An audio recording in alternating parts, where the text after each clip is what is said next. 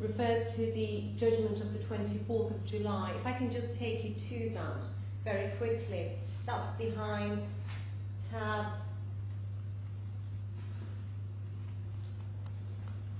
15. So there's an amendment. Sorry, your list of authorities? No, sorry, the appeal bundle, volume Appeal A. bundle. Okay. My apologies. Tab? Tab 15. Tab 15 is before tab 15, isn't it? It's page 168. The way you tap it is No, it's before behind 15. now. Now it's behind. No. Page 168, my lord. Order of Justice Roger Giles, Giles. dated the 24th of July. So what the amended application filed on the 12th of October does is it purports to appeal paragraph 1 of that order. However, if I can go back in history, behind tab 6, if you may, it's page 102. This is an order of Justice Roger Giles, made on the 29th of May 2016. You'll note there that it orders various sums to be paid. Paragraph 3A is the 6 months payment in lieu of notice. 3B is the end of service gratuity sum. Paragraph 3C is the penalty payment. You have no appeal before you today appealing paragraph 3C of this order. No grounds of appeal. So on the face of it, it would appear that irrespective of what happens, that would stand. However, I raise that point and I leave it in your lordship's hands. But I thought that's the most important aspect of this appeal. Well, there is no appeal before you on the face of it. If you look at the grounds for appeal... We've appealed against the judgment. An appeal can be against a judgment or an order. Often it's against an order, but the appeal here is against the judgment here, which orders payment of this as well. So I'm not really sure why my learned friend's wasting her sort of precious time with this, but there's an appeal against the judgment which ordered payment of the penalty as well.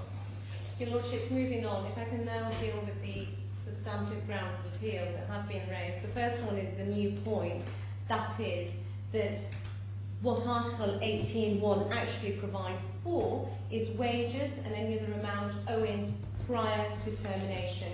Well, firstly, my lord, the clear point is that there is no such wording within that particular article that would permit your lordships to write into the article that it's wages and any other amount owing only prior to termination.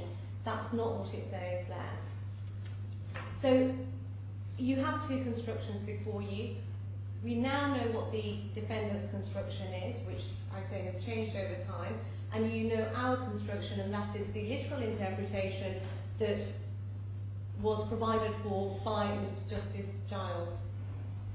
So in terms of what the defendant is asking you to do, we say that the defendant is asking you almost to rewrite Article 18, given its submission that it's prior to termination. Those are words not within that article, and therefore there's no means of which you can read those words into this article. We say that it imports qualifications and language that simply doesn't exist, and therefore ought not to be written in that way. My learned friend took you to the old Article 16 as compared to the new Article 18. And if I understood this submission correctly, and I'm looking at the handed up copies, or rather it might just be better if we go to the actual authorities.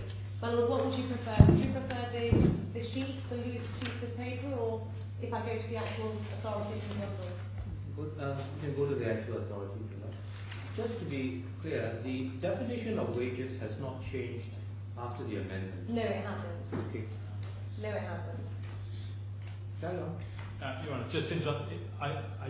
We have got the consultation paper in the bundles, and I was reading it this morning, and there may have been a slight change to the definition of wages. I'm happy to check that, but there may have been a slight change.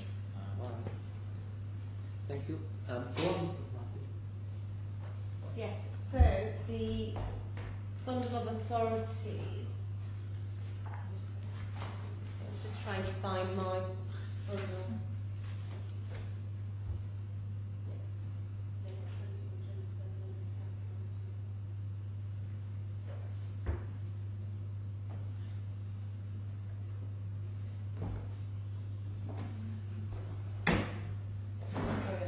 I beg your pardon. So, my lord, the old law is behind tab 2.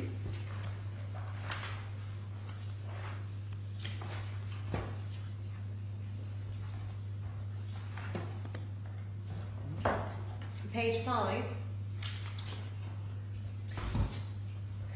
And we know part 3. Part 3 is titled Protection of Wages. That hasn't changed from the old to the new. Paragraph 16, Article 16. If employment is terminated, we say that that is an answer fairly and squarely to what my learned friend is saying. If paragraph 16 only dealt with, let's say, wages, because that's what it says in Article 16, if it dealt with only wages prior to termination, then how can one reconcile the draftsman titling that particular article if employment is terminated? It's clearly a provision provided for when employment is terminated, and therefore it's clearly a provision that provides for wages owing to an employee on termination rather than prior to termination. So the title itself is indicative that it refers to wages in the event employment is terminated, and therefore looks to the future as to what happens to those wages. So that's the first point. The second point is that an employer shall pay all wages owing to an employee within 7 days after the employer or employee terminates the employment. So again, within the article itself, it refers to a period post-termination, the operative word being after. The third point is, in relation to this particular article, is that the law itself deals with the situation where wages aren't paid prior to termination. If one looks at paragraph or article 17, no unauthorised deductions. An employer shall not deduct from an employee's wages or accept payment from an employee unless, and then it gives all of these situations. That, in my submission, deals with a scenario where wages are not paid or wages are deducted from the employee's salary prior to termination. Turning then to comparing the old law with the new law, and the new law, my lordships, is behind tab 1 of the Defendant's Authorities bundle, and again, you can use the loose leaf copy that's been provided. What we see at Article 18, well again, the scheme of the legislation is such that it's talking about protection of wages. So it's to protect the employee, which is the reason why we say this penalty was provided for. Just looking at the language of Part 3 itself, if one looks at Articles 17, 18, 19, 20, one can see how the articles are cast in very mandatory terms. Shall pay to an employee all wages, that's Article 17. Article 18 again, shall pay all wages. 19, shall not deduct. Number 20, shall not request, charge or receive. So these are very mandatory terms provided for in order to, we say, protect the employee. And the reason why and therefore we say that the draftsman had every intention that Article 18.2 would be a penalty would have to be applied in the manner that it's set out there, literally, without any qualification whatsoever, because if it wanted some qualification to be there in the way that's been suggested by my learned friend, then we would have seen those words there. And Your Lordship, you made a point at the end of my learned friend's submissions in relation to, well, you know, the common law system in England and Wales is very much against construing penalties or applying penalties because, generally speaking, they're found in criminal acts. In a civil jurisdiction, we say that civil liabilities are applied rigorously in the way that we see here, and we say that the DIFC in itself is really an osmosis of a civil law jurisdiction and a common law jurisdiction, and we see that if one looks at the contract law, for instance, and the obligation of good faith found in the DIFC contract law.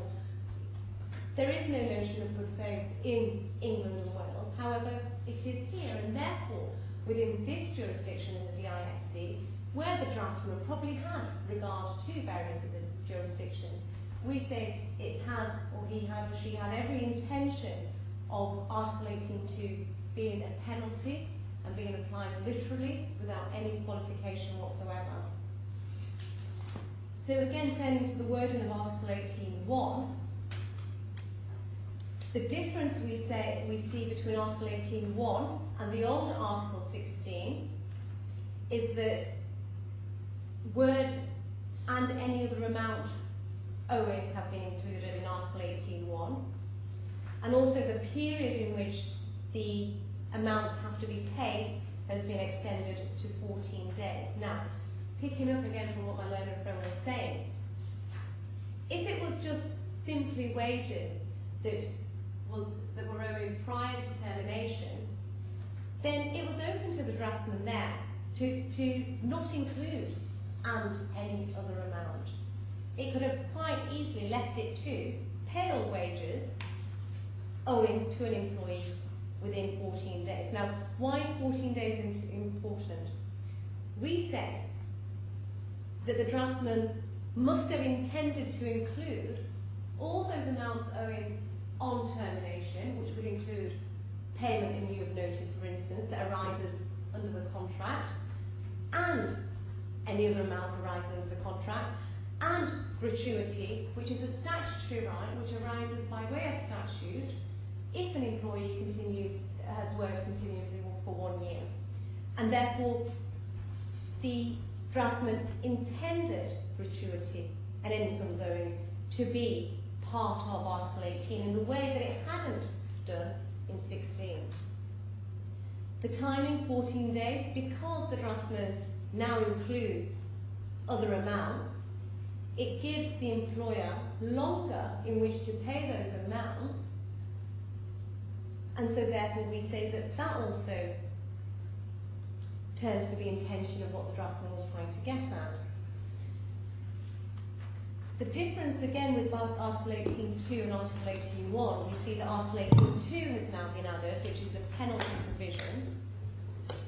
We say again, deliberately added, because whilst Article 16 of the old law provides for an obligation, there is no relief if that obligation is breached. So there's no sanction, so to speak, provided by the law.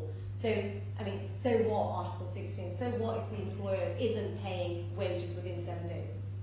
What can you do? Where do you go for relief? What do you rely on? And so therefore the mischief that created was cured by, we say, Article 18.2. Again, in Article 18.1, we see the words after the employer or employee terminates their employment. So that clearly envisages a period of time after the employment terminates, and therefore it must also envisage payments, rather wages and any other amount that is owed on termination and after termination.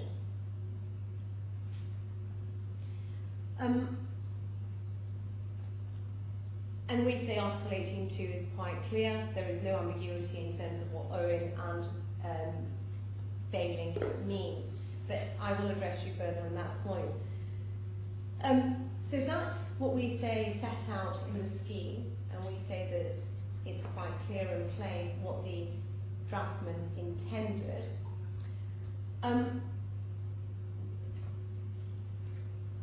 In terms of my learned friend's reference to the Delaney case, well, there's no dispute as to what wages means. Wages in the Delaney case, and in that context, we say it's quite broad, and it's in the context of a jurisdiction in England and Wales. Wages in the DIFC has been defined. Any other amount for our purposes hasn't been defined, but it's still there in the legislation, and therefore any other amount has to, by definition, include sums that are owing by the employer to the employee.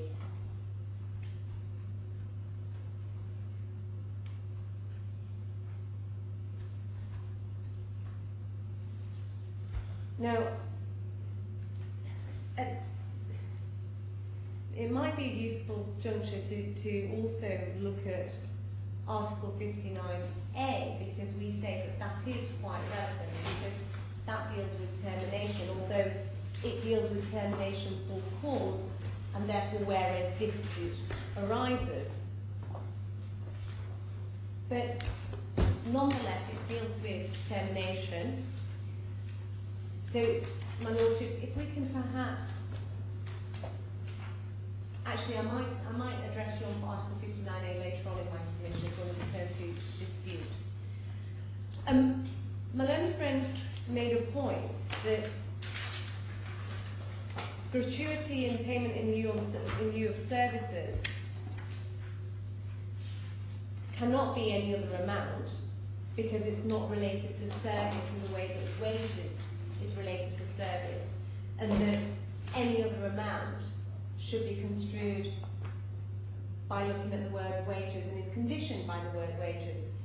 We say that's not correct, because payment in lieu of service arises out of the employment contract, which comes into existence as a result of both parties entering into an agreement whereby the employee will carry out work, services, for remuneration.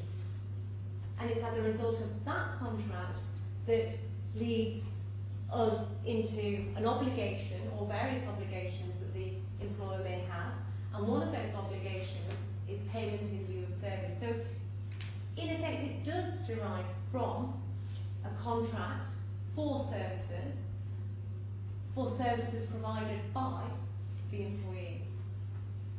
But the word, the definition of wages is work done or services provided. So the applicable phrase in this connection would be services provided, because there is a proper contract. Yes. So the services provided would be something in the past tense, wouldn't it not? Like work done, not work to be done. And when you pay notice in lieu of, severance pay in lieu of notice, that is for work which you should have done, but you're not going to do, and therefore you'll be deprived of income. Yes, but we say that then doesn't fall under the definition of wages. It does or doesn't? It doesn't. It falls into the definition of any other amount. Is that in your original contention? I'm not sure whether Mr. Kendall is going to be taken by surprise by that argument. That notice in lieu now comes under any other payment. Well, my Lord, I don't think... I don't understand. I don't recall that being your stated place. That certainly wasn't conceded. That certainly wasn't conceded that the payment in lieu was with it. The concession was only in relation to the gratuity. No. What I'm saying is that Ms. Ahmed, I've always understood her side to say that everything was under wages. Now she's saying, well, if it's not the notice in lieu, or rather the payment in lieu of notice, if it's not covered by wages, it will be covered by some other payment due. Yes, that does seem to be a bit... You're prepared for that, are you?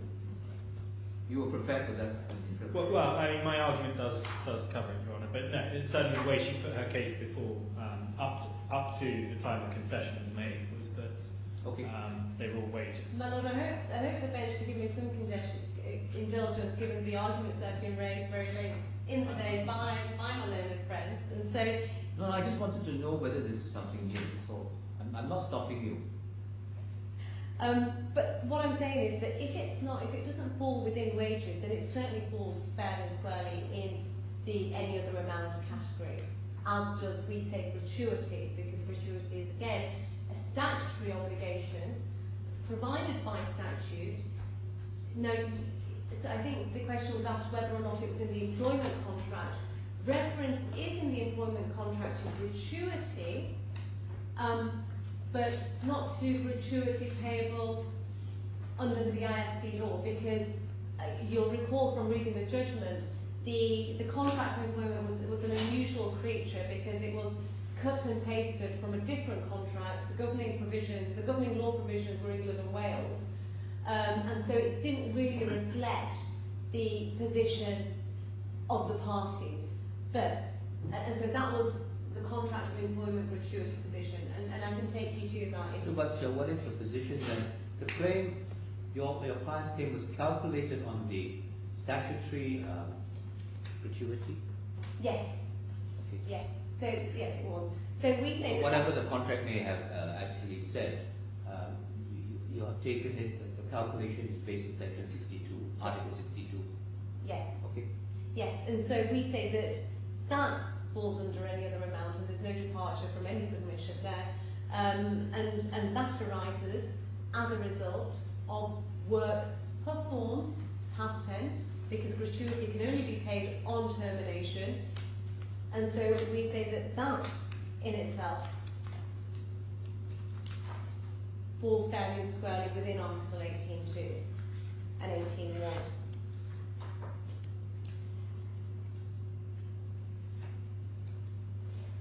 There's also been arguments before you, my Lord, in relation to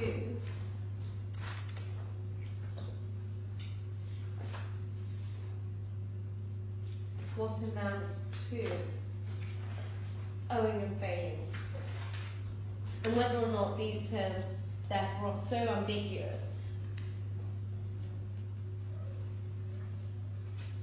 that a literal interpretation can't be applied.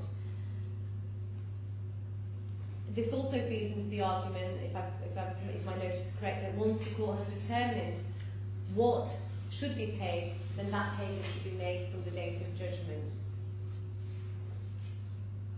Dealing with the latter proposition, we say that the defendant, in making those submissions, is trying to import qualifications and criteria that simply don't exist. We say that the wording doesn't allow for it, and the article itself doesn't allow for it.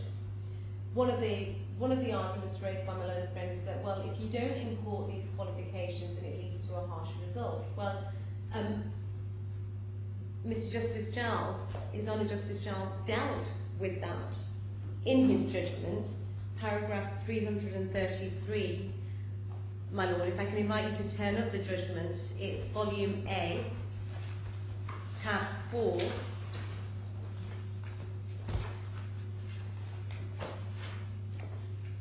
And just for your reference, the statutory penalty is dealt with from paragraphs 315 to 340 of the judgment. That's pages 94 to 98. So those paragraphs deal with the reasoning of the judge as to why he reached the decision that he did. And at paragraph 333,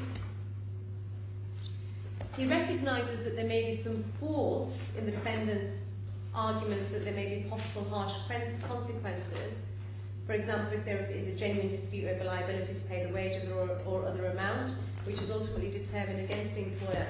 But what he says is, I do not think that the invitation to import a discretion into Article 18 should be accepted. Frontlines, this is paragraph 333, my Lord. Volume A of the appeal bundle.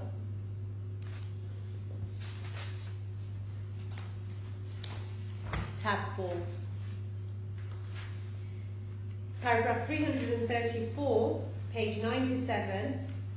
Frontline submissions fail to recognise the structure and operation of the article.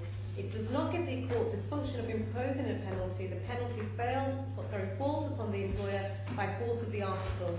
The court then may be called on to exercise its ordinary function of ordering payment of the debt, thereby created as with any other debt. Now, there was some criticism in my learned friend's skeleton argument as to the characterisation that was given by His Honour Justice Giles there to the penalty payment. We say that characterisation debt is a perfectly safe characterisation, because Article 18.2, again, if you look at the wording, we say that wages and any other amount become owing on termination, so it becomes something that's owed, a debt, if you like. However, it only becomes enforceable on the 15th day at which the debt is owed. So, for instance, in this case, the termination was on the 30th of June. From the 30th of June, wages and any other amount became owing.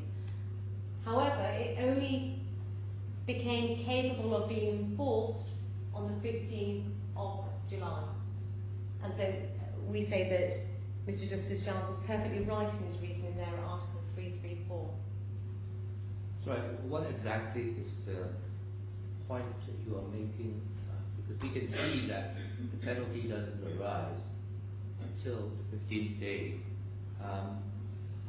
There's 2 points. The first one is the harsh consequences point that my learned friend refers to. We say that Mr. Justice Giles has dealt with that. He looked at it, and therefore his reasoning is right in terms of applying a literal interpretation. That's the first point. The second point is this idea of ambiguity surrounding the words of owing and failing. We say that paragraph 334, where it's characterised as a debt, that's right, because the words debt and owing, we say, are synonymous. And you will have read my skeleton argument whereby I draw various, I look at various authorities. But that's got nothing to do with the 14 days. I'm just wondering why you draw attention to. Well, what I'm saying is that there is a debt. On termination, once the wages and any other amount becomes owing, it becomes a debt. And therefore there's nothing wrong with what Mr. Justice Giles said in his judgment at 334. It's a debt on the first day after termination. Yes, that's what I'm saying. On termination, the first day it's a debt. No, why do you emphasize the 14th day and the 15th day? Because it becomes enforceable. So before before the 14 days. It's still a debt after yes, of the course first it day. is. Yes, it's still a debt, but it only becomes an actionable debt or an enforceable debt on the 15th day. No, it's enforceable from day one after the termination by civil action. It's only the penalty that doesn't kick in until the 15th day. Maybe it's just a matter. Yes, my point is the penalty. The penalty. Yeah. Okay. And maybe I should have made that clear. No, I thought you were trying to make some point that it's not as harsh as it looks because he's got 14 days to, assemble payment and make it before the penalty comes in. I didn't know whether that was the point you wanted to make. Well, my Lord, initially the point I was making is that about the penalty not becoming enforceable, yes, and I did make that clear, so my apologies for that. But dealing with the harsh and unreasonable consequences, what I say is that Mr. Justice Giles has dealt with it, he's thought about it, and therefore there's nothing wrong with his reasoning, number one. Number two, my Lord, you've made a point. The second sentence doesn't follow from the first, if I may. With all due respect to Justice Giles, just because a person thinks hard about it does not mean to say that there's nothing wrong with the reasoning. But what we have to do is to say, look, is it right, to have this situation where if you short pay the amount which is due under Article 18, by 1 dirham, you're slapped with this rather large penalty for the number of days that you are short, even though there's a complete disproportion between the shortfall and the penalty. And that's the kind of the extreme case to demonstrate. I suppose that would be the extremely harsh scenario that we are talking, just to illustrate whether or not that is something that could have been within the contemplation of the legislature. And I think your answer is yes, it was. It was. And we say that it was envisaged that there may be harsh or unjust results, but that didn't dissuade the legislator or the draftsman to put any qualification within Article 18.2. We say that if the employer fails to pay this amount, then he should suffer the harsh consequences, especially where the amount or wages and other sums are owing. Clearly, in practical terms, it requires a judgment call by the employer as to whether or not amounts are failing or owing, but then it's down to the employer to exercise his or her judgment in accordance with the law, and that's where we say Article 59A comes into the picture as well. If we look at Article 59A very quickly, my lord. Oh, I see. Okay.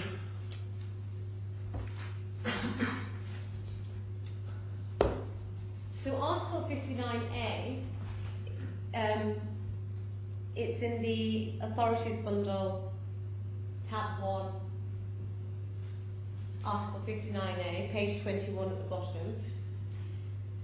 Article 59A is termination for cause. So an employer or an employee may terminate an employee's employment for cause in circumstances where the conduct of one party warrants termination and where a reasonable employer or employee would have terminated their employment. So what we say is this, that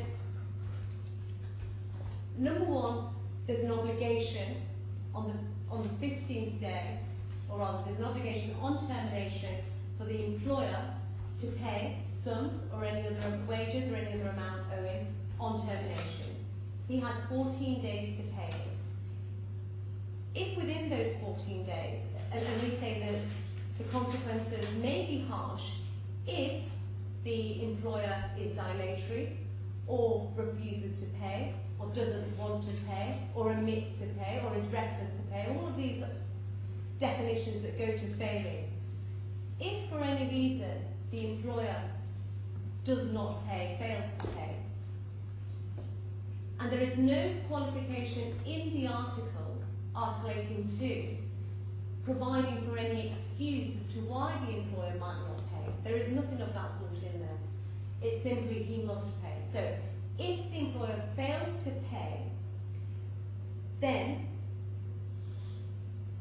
a penalty payment is triggers on the 15th day.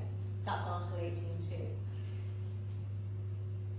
If we look at the defendant's scenario, and that is, well, look, there may be a genuine dispute or there may be a reasonable excuse as to why the employer doesn't pay, then the penalty ought not to be triggered until that genuine dispute is resolved, and that's by way of a judgment. We say that the analysis there is incorrect because the employer has an option. He knows the effect of Article 18.2. He knows the duty upon him to pay wages or any other amount owing, and therefore to do so. If he wants to then hide behind this idea of a genuine dispute because he says, well look, there's a termination for cause, then he can find refuge within Article 59A of the employment law.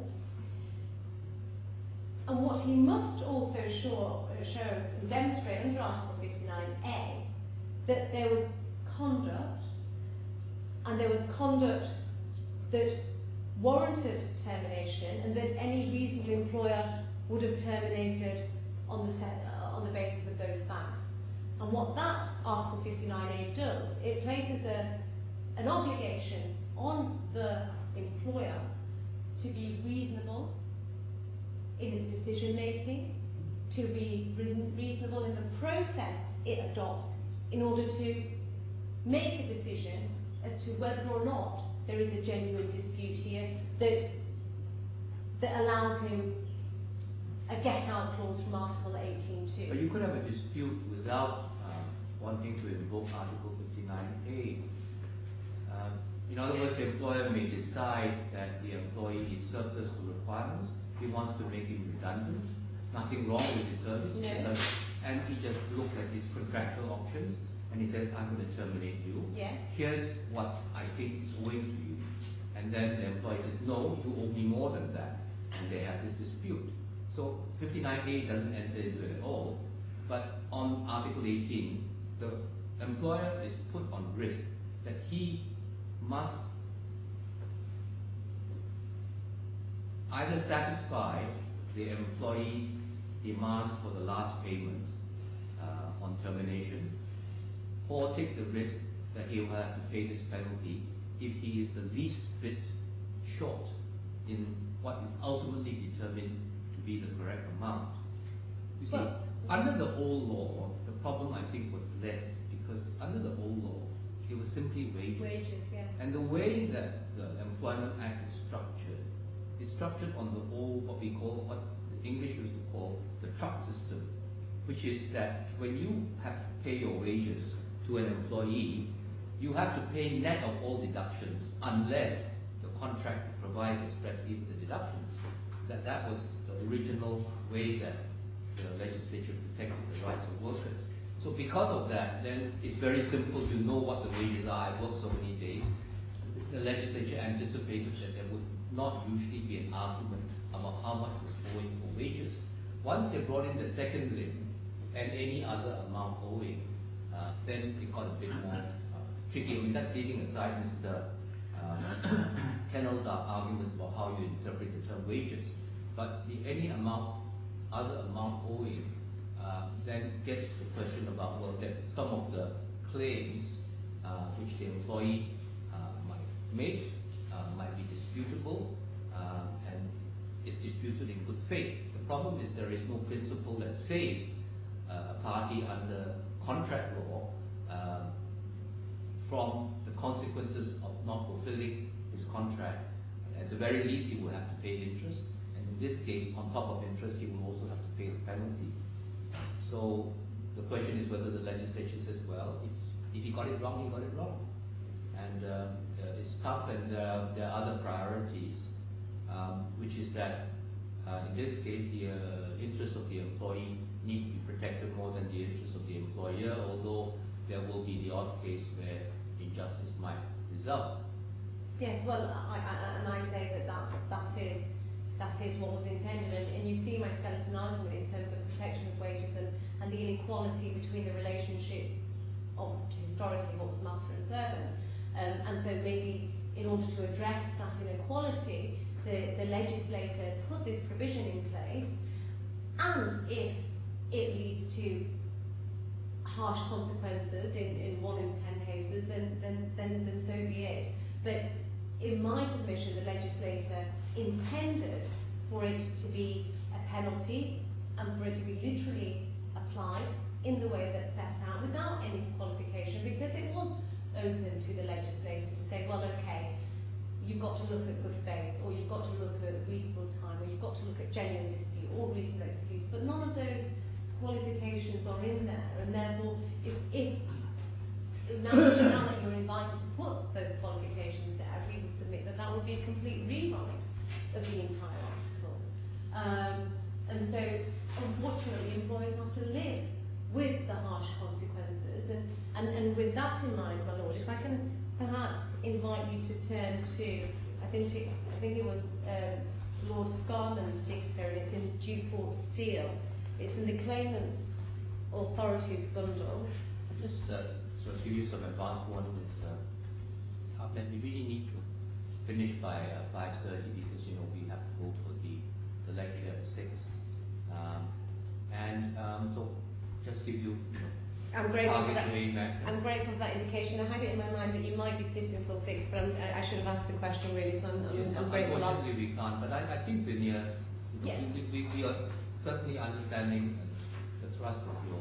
Yes, well, I'll try and wrap it up as quickly as I can. I mean, there's lots of points that have been raised. There's lots for you to think about. You have our skeleton arguments, and so therefore I'm trying to pick and choose and address what the word of I friend think is you have set to do. answered what was argued earlier on this afternoon. I think you have covered. Right, well, I will try and wrap this up then, but if I can just point you to the claimant's authorities bundle. And it's the case of Newport Steel, tab 4. Hopefully it will be tab 4 in your authorities bundle. Apologies if it's not. KVH. Yes.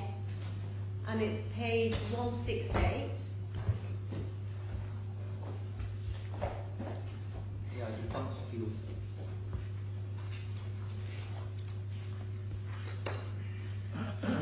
So you said the appealant or respondent bundle, is it?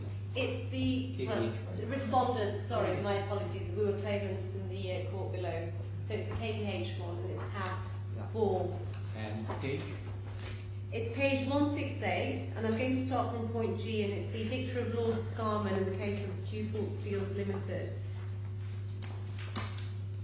And what Lord Scarman sets out there and holds, but in the field of statute law, the judge must be obedient to the will of Parliament as expressed in its enactments. In this field, Parliament makes and makes the law, the judge's duty to interpret and apply the law, not to change it to meet the judge's idea of what justice requires. Interpretation does, of course, imply in the interpreter a power of choice where differing constructions are possible, but our law requires the judge to choose the construction which, in his judgment, best meets the legislative purpose of the enactment. If the result be unjust but inevitable, the judge must say so and invite Parliament to reconsider its provision, but he must not deny the statute. Unpalatable statute law may not be disregarded or rejected merely because it is unpalatable, only if a just result can be achieved without violating the legislative purpose of the statute. May the judge select the construction which best suits his idea of what justice requires. And then, if I may invite you to turn to page 171.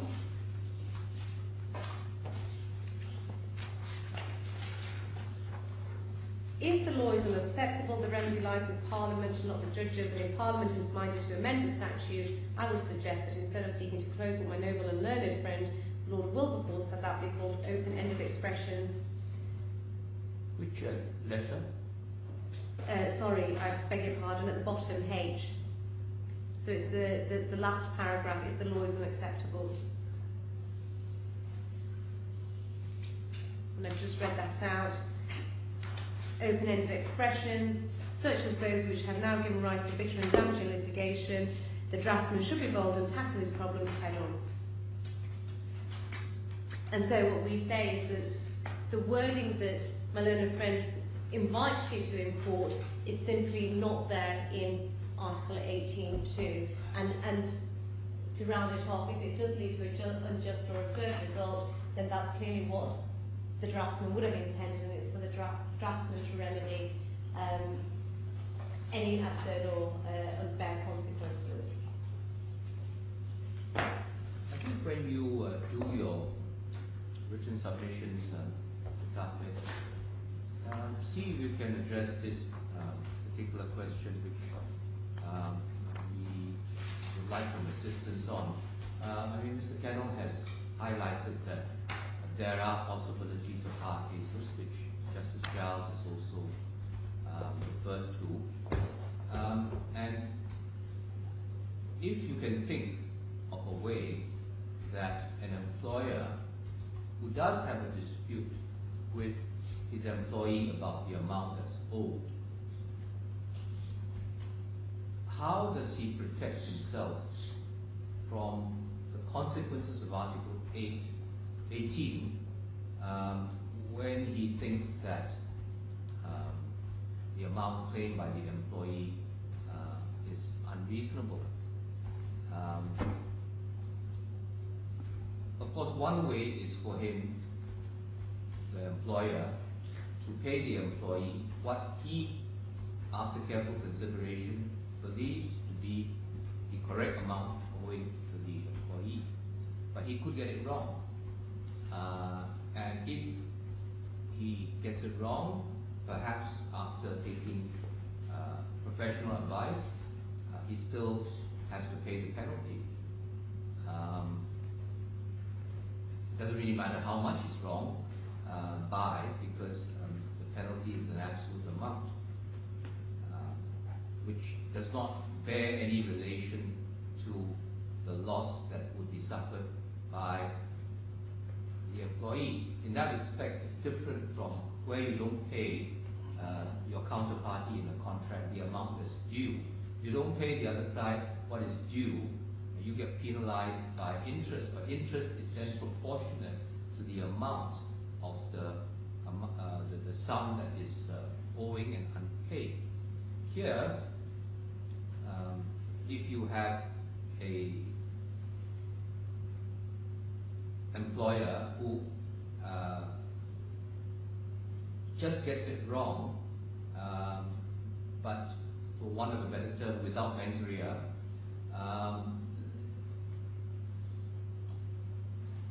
is it, or should this court simply say the legislature must have taken this into account, and therefore we have to carry out the will of the legislature as Lord's government advised? My Lord, I know you've asked me to go and do some written submissions, and obviously Let me put it this way. I'll If reflect you more can fully on think of a practical way that this statute can work without gross injustice in certain cases, that would assist us in coming to a yes, my Lord, and obviously fair conclusion. reflecting on this case, one has already thought of sort of situations that... Because we don't really have any legal mechanisms for rewarding contract parties who are in good faith make an error of judgment in terms of what they think is the proper sum owing to the other party. My Lord, I mean, I will give you a fuller answer probably in written submissions, but just very briefly, I haven't thought about this, and I do have one eye on the time. Number one, I say that the legislator, the draftsman, would have thought about these consequences, and therefore it's not for us to apply some sort of a qualification at this stage. If the ruler wants to amend this article, then it's open for the ruler to do so, and I think in this case, a practical suggestion like the one you see isn't going to be as helpful given how the wording is set out, firstly. Secondly, we say, well, and I don't know, my Lord, if you had reference to the article that was attached to my skeleton argument. No? Okay. When you say the article, you mean legal literature? No, it was a statute, you mean? No, it was, basically I did some research about protection of wages in the UAE, and an article came up dated on literally the day I had to file my... I think that was in the papers yesterday. Skeleton argument. Well, it was. Gulf News yesterday, wasn't it? I beg your pardon? There was something in the Gulf News yesterday. Well, yes, and I got it from Emirates 24/7, and may I have permission to approach the bench just to have this? It may or may not assist, but it was some research I did in terms of the UAE's position on protection of wages. Yeah, but to start with, there is no equivalence to this penalty provision in Dubai legislation. Well, there's been a decree that's been passed, and I'm trying to bring up my...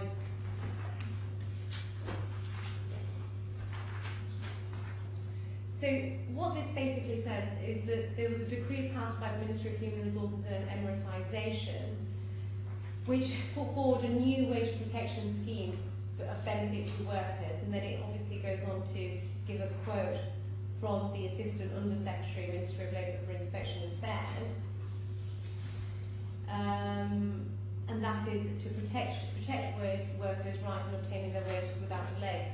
However, what is interesting is if one reads down this article 1, 2, 3, 4, 5, 6, 7,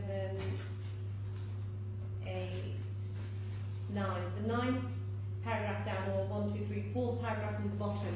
If a company delays wages for a month from due date, it has entered into a refraining period, and the Ministry will inform judicial authorities and other related parties to take all necessary punitive measures against the violating company.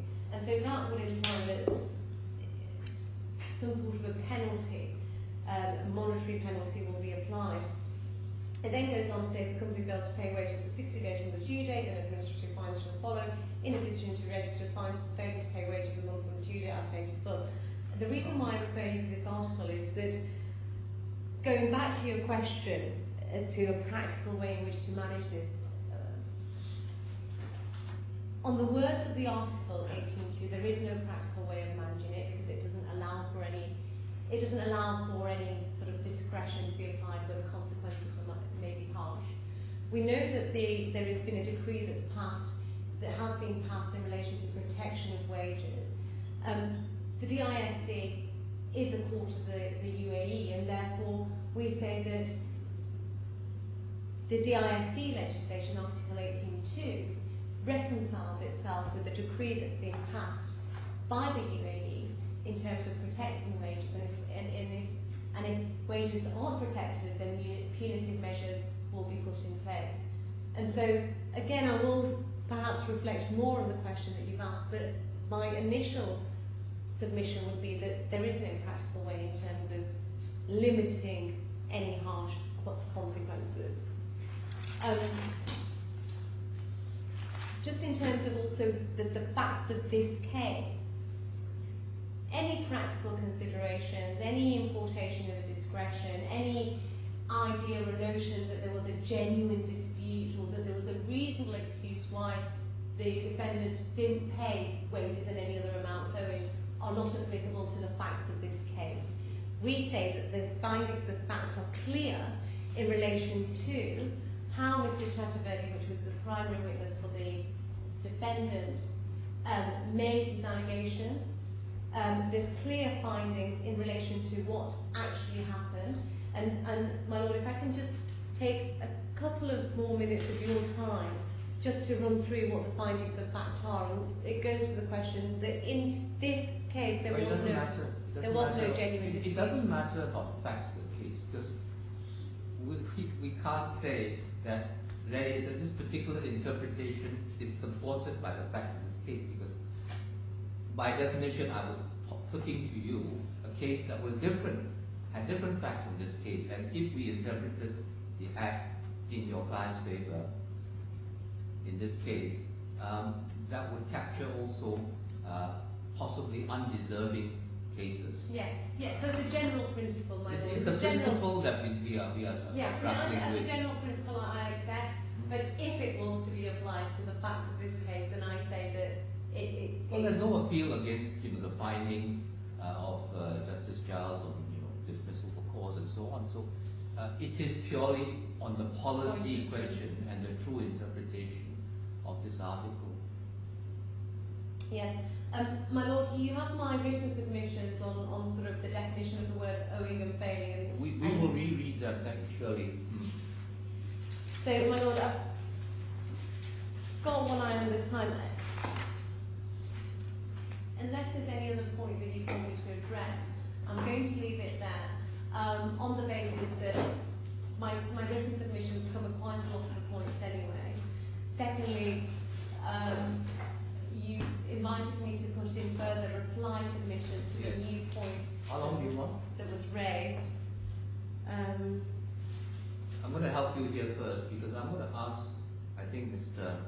Kennel to do some homework as well. Maybe yours can come after this.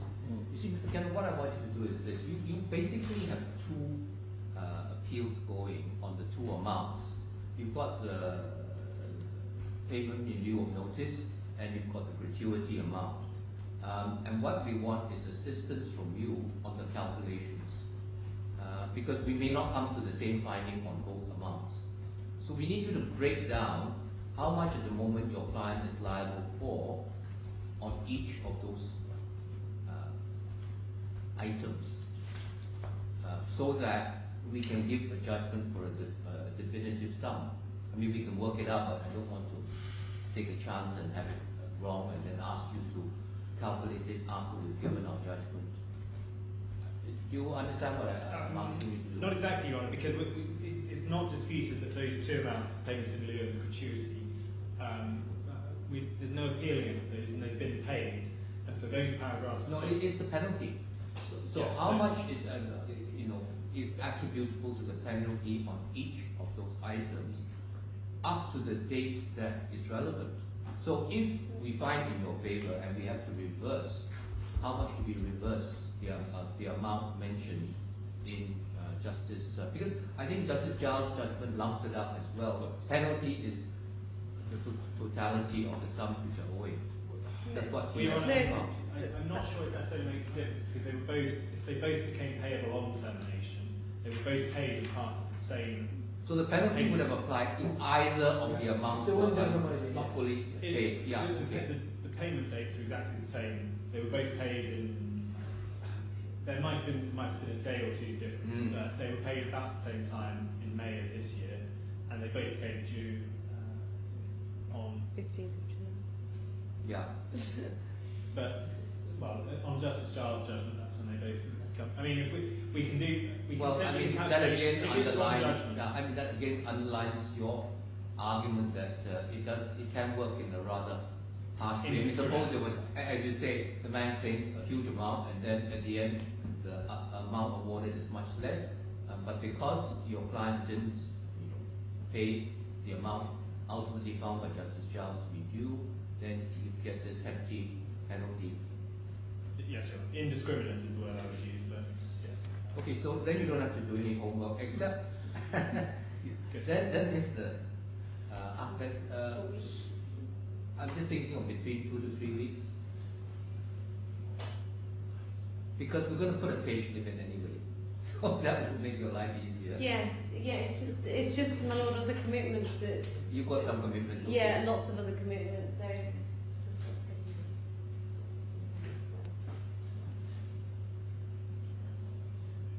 It's actually only a refinement on Yes, your absolutely. No, original I can. 3 weeks would 3 weeks. 3 weeks? Yes. 3 weeks? Is that okay, Mr. Chairman? Yes, that's fine. There was the point that Your Honour Justice Zaki made about time at large and something along those lines. We were going to go away and do Yeah, so there was some homework along those lines for us, I think. I think feel free to write in on any issue that we've raised. And you have to, I think, could you clarify for us the point that Ms. Ahmed made, that you actually haven't appealed against the gratuity amount? Although it doesn't make any difference on what you just said, so long as if you don't appeal against the gratuity amount, There's no appeal against the actual. you're still caught unless we let you off the. We have to let you off the hook on Yes, both. we will deal with that. But the answer would be you can appeal against the judgment, which is what we did. The appeal was fine. But usually when you appeal against a judgment, you have to indicate which parts you are appealing against. Yes, you're right. We perhaps have to make Unless you say you're appealing against all of it. No, well, we did specify which parts we. My learned friend is leaping on a technicality, absolute technicality. It's a proper procedural point. No, because no, Your Honours, we appealed against the judgment, and indeed we were given the period for appeal. We were told by the registrar, we had an extension. Let's have a short note from you. Let's have a Yes, short yes. note on you. I mean, this is parallel to what you're doing, so it doesn't affect you. So 3 weeks, come back to us on the response to the amended grounds of appeal. Is 25 pages enough? I hope so. Exchange the. No, there's only one. No, it's just one submission. we're applying to their submissions. we- So file She submissions. is replying to Mr. Kennel's oral submissions. And their written submissions. They've also filed written submissions Yeah, in support yeah. of the application. So unless there's something which is unexpected in this Bushra's thing, you can write in for permission to respond to that. But Yes. write to us for permission first. Yes, right. There's 5 minutes. Can I make some short points in reply in relation to this? I'm confident I can do it in 5 minutes. Okay.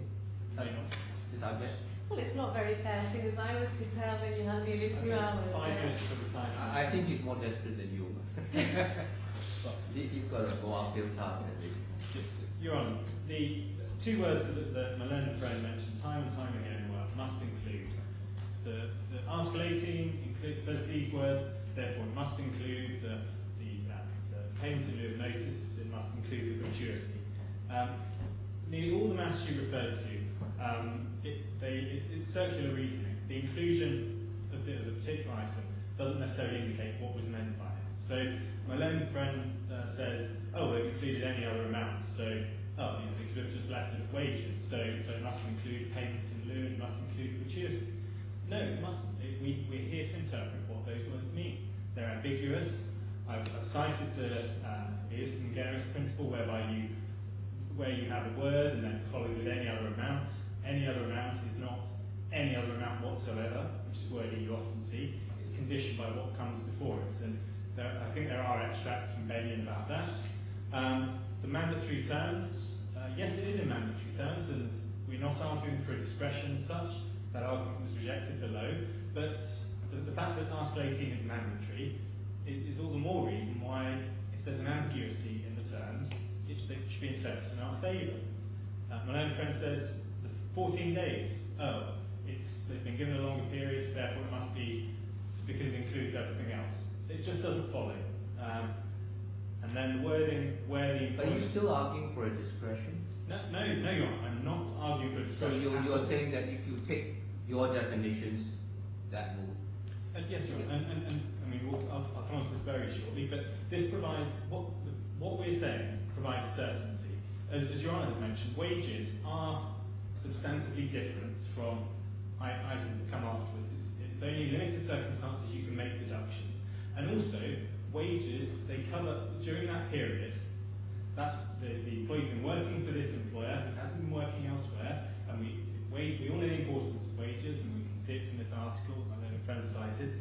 Wages, they cover living expenses and all this, but after termination, it's very different. The employee can go and work elsewhere, and an employee who can start work straight away is a very attractive proposition. So there is a sort of difference between wages and amounts such as the gratuity or the payments in lieu. It's the case for having the penalty for failing to pay those items is far less compelling than for failing to pay wages. And my learned friend also suggests that, the Article 19 dealing with deductions deals with the situation where wages are owing on termination, because that's not necessarily the case. You might have a termination. Let's say salary is paid on the last day of the month. If the termination is on the 25th of the month, there will be 25 days of wages that are owing. There's been no deduction. Everything's been paid when it should have been paid. It's just there's 25 days of salary owing. It's not that the payment's been deducted. So Article 19 doesn't meet this situation. My learned friend says we're trying to impose qualification and criteria into Article 18 that doesn't exist. Well, they don't. I accept that the qualification isn't stated expressly. My whole submission is Article 18 is ambiguous, and given the principles of law we cited, that they're in our skeleton, the strict interpretation of penal statutes, strained interpretation where necessary to avoid harsh and absurd consequences, and purposive interpretation. These principles all entitle Your Honours to... The problem with purposive interpretation is we don't know what the purpose is, other than what the words tell us, because there are no legislative statements to explain the rationale of this particular amendment. Well, quite, Your Honour. Now, Your Honour, I say, exactly, it's not clear what the legislature intended the penalty to be payable in these sort of circumstances. My learned friend makes her submission is that, well, it's such an obvious consequence that the legislature must have intended it. So therefore, we have to go with what I say is the literal interpretation. So the harsher the consequence, the more compelling this case for this Court of Justice to intervene and to take a perfectly legitimate approach, the less she says, the less you're entitled to do so, because the legislature must have intended it. That cannot follow. It's been accepted everywhere that there are, and here today, even by my learned friend, that there are harsh and absurd consequences. Your Honours are entitled to take an interpretation, even if it's strained. Your Honours are entitled to take that to avoid the harsh and absurd consequences that folly. And